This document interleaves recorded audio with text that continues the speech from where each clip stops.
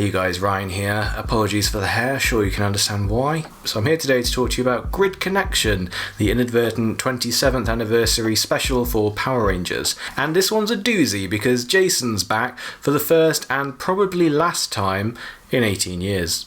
So we've actually known for a while that this was coming. In fact, when it was first rumoured, I'm pretty sure somehow we knew, or some episode description leaked, that this was going to be a 3-parter. But then I seem to remember it being kind of shut down and we were told that it was actually more like a 1-parter, at least with Jason, which turned out to be true. But in a way, Beast Morphers has been kind of heavily serialized, and definitely this felt like a 3-parter, starting completely out of nowhere with the Dino Charge Rangers crossing over back into the main timeline dimension where they teamed up with the Beast Morphers team. I believe that's the first time we've had 2 full teams on screen together side by side since Wormhole, the Power Rangers SPD episode that reunited their team with Dino Thunder. I didn't realise quite how much I wanted that to happen. Now technically not all 10 Dino Charge Rangers were in this episode, but they were rarely all together anyway, and if they did that, they would have outnumbered the Beast Morphers Rangers 2-1. It was a bit of a shame that in both the episodes they appear in, the Dino Charge Rangers don't seem as strong as the Beast Morphers Rangers. I don't like that. I much prefer the style where the veteran Rangers are more accomplished and therefore more powerful and more adept at using their skills and talents than the kind of rookie, still in training, story still ongoing, character growth still happening current series. But I guess Hasbro didn't really want to go with that, and so we have the Beast Morphers taking out 4 of the Dino Charge main villains, and various other things that just made them seem like the kind of pros, and Dino Charge were just kind of just lucky to have them, really. So yeah, that first part was very Dino Charge heavy, and then they did that strange thing where they just left at the end of the episode, despite the fact that the core villains from their own year were still loose, and also Keeper had lost his staff. They were just like, oh well, we've got responsibilities. I think that could have been handled better, but I suppose they just didn't quite know how to write them out of the second parter, which was quite confusing when it aired in the place of where we were expecting the team-up episode. Turns out it was because in production order it was classed as the Halloween episode. The Halloween episode recently in Power Rangers since the Neo-Saban era traditionally been a clip show, and this was no different to that, but it was extremely different in quite how far back the flashbacks went, because this episode was primarily, like as Dawson Ryder perfectly put it, the kind of villains version of Legacy of Power, the Dino Thunder clip show where the Power Rangers found out all about their heritage. This one was all about the villains going over the famous villains they'd heard of, but they very quickly come to learn that most of the best villains in Power Rangers actually end up becoming Power Rangers themselves, or at least turning good, or in the case of Lord Zed, betraying their successors. I love that when Lord Zed blew up the Machine Empire. I really thought, oh, they're back. They weren't back, but yeah, it was a great moment. So in the end, they opt to bring back Goldar as Goldar Maximus. And yeah, this kind of made perfect sense to me because TV show Goldar, not intimidating in the slightest, does not need 4 teams to come together to defeat him. But Goldar with a gone wrong reanimation where he's this new style armor and a bit more intimidating again, bit more of a generic voice, unfortunately, that made much more sense and warranted this whole experience of the Dino history of the franchise all coming together. Remember as well, this 2020 Goldar was actually first seen in 2013 in Japan, long before the infamous drippy gold Goldar from the 2017 movie. Weird that they designed that afterwards, and yet it looked so much worse than this. So when Keeper gets his staff taken in the first part of the 3-parter, when he appears in the beginning of the Grid Connection episode, he arrives in a spaceship. And at first I thought, what? He can teleport wherever he likes, can't he? But I guess it must be through the staff. So yeah, he's there in a spaceship, which never really gets talked about again. So Keeper has had a vision of a great Power Rangers battle with multiple teams, and it ends in failure, and the only thing that's really clear is that Devon's going to get hit by a meteor, and it's his strong connection to the Morphin Grid that's shown him this. Devon, though, is super skeptical, doesn't believe that the Morphin Grid can do things like visions or show the future, finds it a bit far-fetched, would rather go play video games. Really didn't like this, it seemed really lame. I get why they did it, because they just had to kind of give him a reason to split him off from the rest of the team and to kind of learn a lesson in the same way that Zoe learned not to look before she leapt 2 episodes prior after for accidentally putting the compliance collar on Keeper, which actually has repercussions again in this episode, because something that he told him during that time was how to make your own Zord using dinosaur DNA. Keeper actually says to Devon, "You should not doubt the power of the morphing grid. He's like a prophet, and the morphing grid is like God, this omnipresent force that you just have to believe in." I found that a bit strange, but okay. So then Devon actually does get hit by a meteor, and he's quickly a changed man, and he believes that the morphing grid has brought the asteroid to him because its substance is the only thing capable of deflecting the energy of the grid battle force connection to the morphing grid, the only thing that's going to let him enter it to communicate with other Power Rangers that use the morphing grid. It was very convoluted, but it was a way for them to get Jason to show up and also give us that cool close-up shot where Devon's actually holding the Tyrannosaurus coin, which appears when his meteor shard turns into dust, but instead of him getting vaporized by the energy that he was previously warned about, it just turns into a dinosaur coin. Of course it does. Then we get the reintroduction of Jason, who knows who Devon is but doesn't know why he's been summoned. He's kind of like this genie almost, you know, like Devon's got 3 wishes, mostly come and help me. He references his new knowledge that Goldar is back, Goldar Maximus. Jason thought that he'd been destroyed by Zordon years ago, a lovely back reference to the countdown to destruction of Power Rangers in space. Jason says let's show them something they've never seen before, the strength of Grid Battle Force combined with some legendary Dino power. Kind of explaining this strange team-up episode. Suited up Shelby does get a few lines which again do sort of sound like her, acknowledging the fact that she had made a Zord in the very recent past, something that Evox is trying to do in this episode, and ultimately leads to his Chimera Zord, which is giant. As Jason and Devon arrive in the Dino Charge dimension, Tyler says, "We don't have time for introductions," which I just thought was funny. I've got no point to make about that, I just thought it was weird.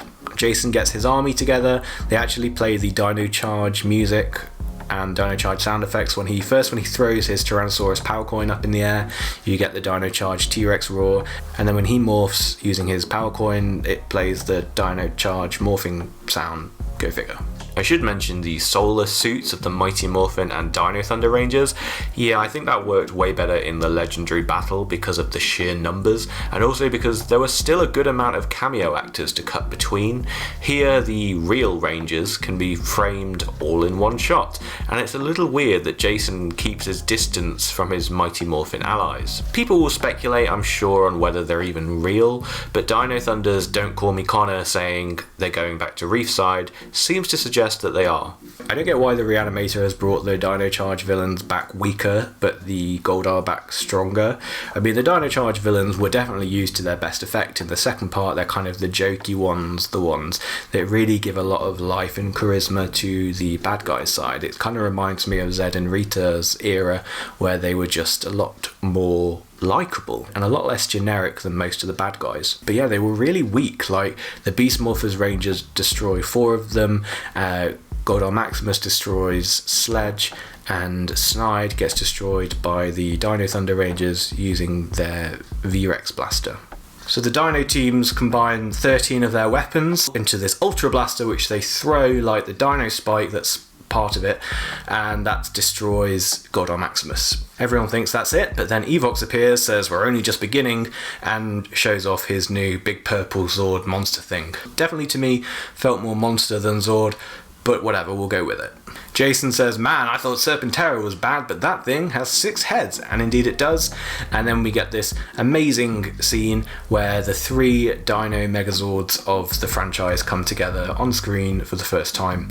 This was again part of the Sentai movie, and it's footage that I'm so glad they use, even though could have done with it being a bit longer. Megazord appears but doesn't really do anything. Dino Thunder Megazord gets like a bit of drill action in, but then gets quickly sidelined.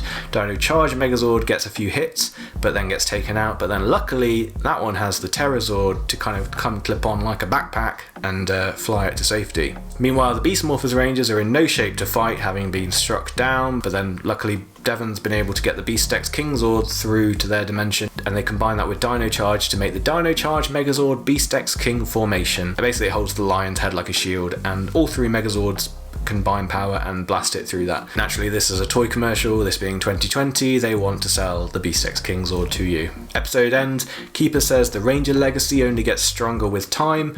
The Rangers do their Rangers Together Defending Forever for the second time in about 10 minutes. Reese-side awaits according to Connor Not Connor. And Jason kind of ends his tenure on the franchise by saying, today, tomorrow, or decades from now, there will always be Rangers like you to stand up for what is right. I really like that line. I think it kind of cements his status as the first leader of the show. It shows that he is still kind of the same character, standing up for the same core values that his team did. And it just makes complete sense. It was a nice way for him to go out if in fact he doesn't appear again, which I don't think he's looking to.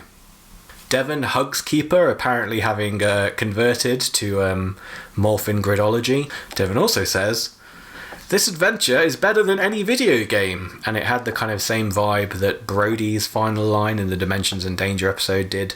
It was just, did he say, now that's what I call legendary? Something weird like that. It was just cheesy. It was just like, I'm still here, guys. It was like, yeah, we've got to give the current cast something.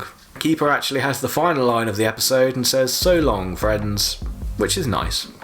I also enjoyed that the episode actually ends in the Dino Charge dimension, so if you wanted to, you could stop watching here and believe that that's how the series ends. So I found this to be both a very similar but also very different take from Dimensions in Danger, which was much more about the ensemble of past Rangers that they'd had appear, and also Tommy was kind of the main focus of the episode. Here it's much more of an equal ensemble episode, although Dino Charge gets slightly short-handed, having had the focus of their own team-up episode 2 episodes ago, and Devon gets a few scenes to really kick things off. Jason gets a strong appearance where he really comes across well. He comes across far more wise than he did in Forever Red, where he kind of came across a bit cocky and a bit ephemeral, whereas I believe here he really carries the weight of his experience as the Red Ranger. And although he blinks quite a distracting amount, and the way he delivers lines seems quite different to how I remember him, the way he does the morphin call is exactly what you'd expect from him, and I thought that worked quite well. Austin St. John gets about 4 minutes of screen time, maybe another 4 minutes when voicing Red Ranger, so he's only in about a third of the episode, which to me just doesn't seem enough. The last 2 episodes really kind of helped you adjust back to the pace of modern day Power Rangers and sort of showed you what the limitations of the time limit were. And so I think going into this, knowing that it was just going to be like a 22-minuter, that it was going to be quite chaotic and quite fast-paced. Interestingly, in this episode, the Beast Morphers team never really get a look in. They're not there for the posing up a storm explosions with the Triple Dino teams. Only Devon is part of the Megazord battle. They are there for the big hurrah at the end, fair enough. So no Zeo Gold Ranger. There were already 2 Gold Rangers in this episode already. And to the people who feel the urge to comment now that, well, he gave those powers back to Trey, let's not use that logic when none of the other legendary Rangers having their retired powers back makes any sense either. No Master Morpher, no more lore added, no info about Jason in the 18 years since we last saw him. They're really keeping him like this prodigal, almost religious character. Jason does know who Devon is. They're kind of these omniscient observers, like Jaden was in Super Mega Force. It jives with what we've been shown in the Neo Saban era, which is good in a way because we're now in the Hasbro era. Past Rangers, they always know who you are. You know who has been missing from the last few episodes? Ben and Betty. And it's been great because there just hasn't been a spare moment for them, and their kind of comedy is so unnecessary anyway. And yes, I know I'm far too old for it now, but even Bulk and Skull, I never liked their humour. I would pretty much, if I could, have fast forwarded past those scenes even when I was a kid back in the 90s. I just find it such a tonal shift from the rest of the episode that's about mech and like suits, and that irreverent kind of slapstick humour just isn't good to me. So it's a relief that they're not anywhere near these episodes.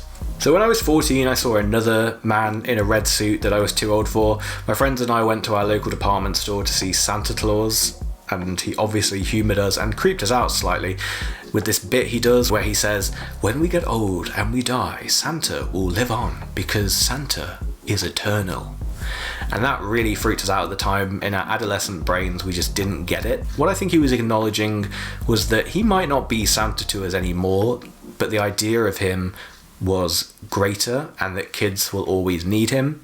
And that's basically what Jason does at the end of Grid Connection. His final words, he doesn't even say bye, are pretty profound. They're like the original Red Ranger gospel. That's what Power Rangers is in a nutshell. It gives you enough leeway if the focus of the series changes slightly, but that's kind of it. And the fact that he can appear 27 years after he first did and still be expressing those values and beliefs, I think was quite a cool way to close him out from it. Loads of people are going to be saying, where's Tommy, where's Trent from their respective teams, or Tommy from really two of his respective teams. Interestingly, they're the two, I suppose, main Rangers missing from the Triple Dino team-up, but they were actually both present for the 25th anniversary just 2 years prior, almost like they were planning ahead. Saban clearly knew about the Triple Dino team-up back when they were filming Ninja Steel, because that was one of the years they'd skipped past, and it also explains why they brought Rocky back in the Red Ranger role in that episode. Jason and Tommy have effectively consciously uncoupled into separate brands. Apart from Coda, none of Tommy's super friends from Dimensions in Danger appears amongst Jason's army. Another missed opportunity, so frustrating. This was the perfect time to tie in with Power Rangers Dino Fury. It's coming next year, it's dinosaur themed, and we were kind of hoping that they were going to work it in somehow, somewhere. They didn't even have like the Sentai classic of a couple members of the next team just standing on a cliff top observing the action. It's a shame, and it would have been an easy thing to have done, but they didn't. Also, as part of recent episodes, Captain whatever his name is became the next Sentai costume to appear as part of the Power Rangers universe. This used to be a much more frequent thing, starting with the Masked Rider back at the start of season 3. So we had that, we had our first double team up since SPD's Wormhole, which is currently 14 years ago.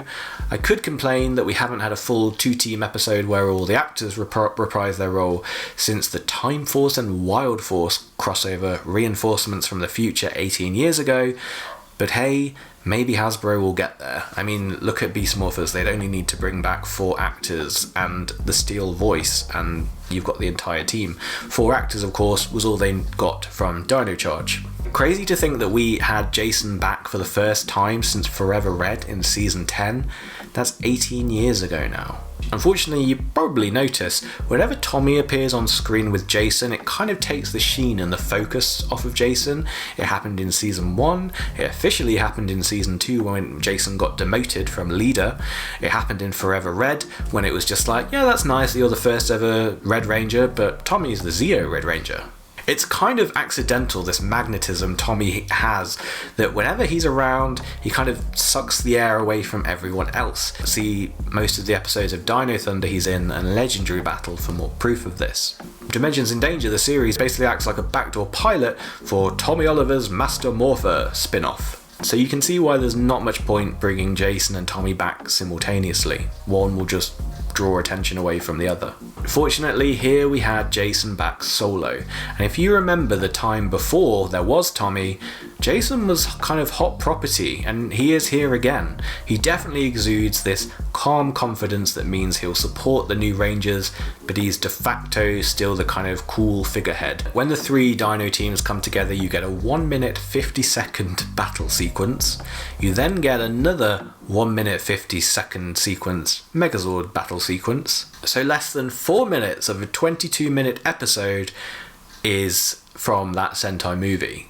Are they being charged by the second or something? So that is nearly 20% of the episode, and the episode does have quite a lot of battles in. There's the first one with Dino Charge and Beast Morphers, there's Beast Morphers versus Robo Blaze, there's the Triple Dino team up, and there's the Megazord fight. So yeah, so nearly 1/5 of Grid Connection is the actual Triple Dino team up. It's just longer than a music video. It's far less than I would have wanted, but you know, Legendary Battle I think did us worse, so fine. Don't get me wrong, they do a lot with what they use, and in terms of stuff on screen, they really pack in the Easter eggs. In that time, you get Jason using the Power Sword, you get that mode from Dino Thunder where spikes appear out of their suit. You've got all the weapons from all 3 teams combining, like the Ultra Blaster, so the Power Blaster, the Z-Rex Blaster, and the Dino Spike.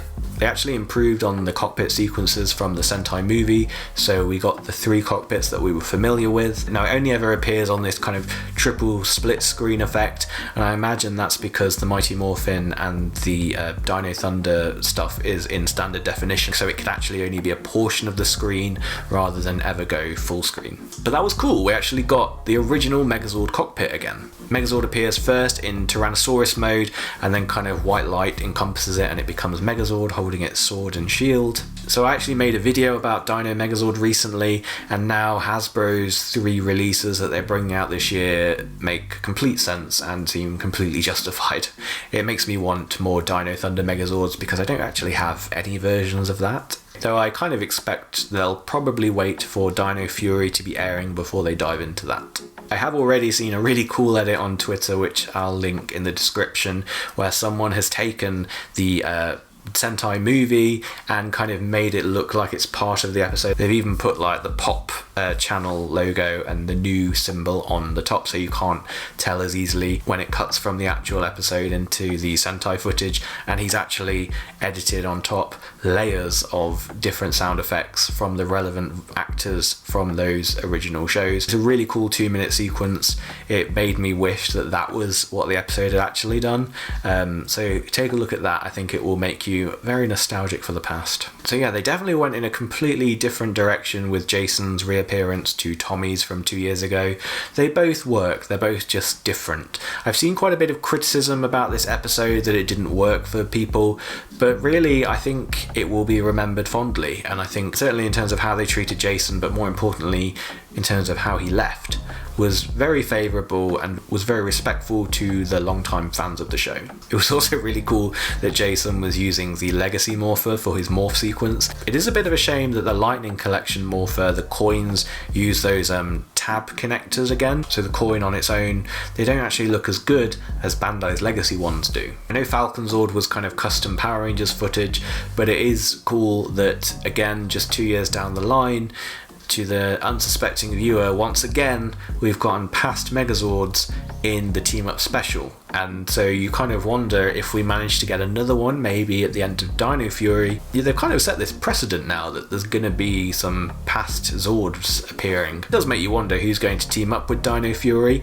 I can actually almost see Beast Morphers appearing. As I mentioned, they'll only need 4 actors to do it, and they could definitely throw in a line that the Beast Morphers had this previous experience of working alongside Dino-based Rangers, so maybe that makes sense. I can't really see them bringing any of the other Dino teams back again in Dino Fury, especially so soon after this. Something else that I liked, that I think Dawson Rider mentioned, was that this episode does bring all the eras of Power Rangers together. So you've got Jason from the beginning, you've got Dino Thunder from the Disney era, which is often just ignored, and you've got Dino Charge from the Neo Saban era.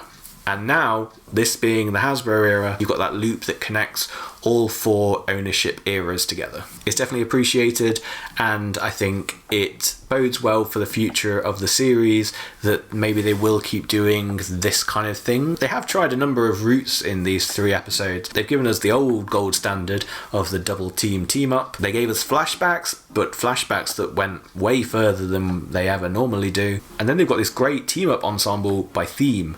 We've never actually had that as part of Power Rangers before, where it actually kind of acknowledges that they do use the same themes over and over. How cool is it when you can bring everyone who have had the same theme together in one episode? My other theory is that this was Hasbro's attempt to draw a neat and respectful line under the past and have it bookended by Jason at both sides. They could now be free to forge their own path in future, free from the shackles of the past lore of the show. They're doing all these cameos, flashbacks and prop Easter eggs because they want to tie a neat bow around the old production. However, I believe and hope that this is actually the least likely intention, given how valuable the history of the show is in terms of merchandise. To cut it off would be foolhardy. That's easy money, the work is done. I think I've seen an Austin St. John interview where he said that this was going to be his final hurrah, that Chip Lynn had kind of encouraged him to do it by kind of saying that he was on the way out as well, and that they do this as a kind of last acknowledgement. I imagine Austin came back for this because he felt in good hands with Chip Lynn, and so I genuinely can't see him coming back again.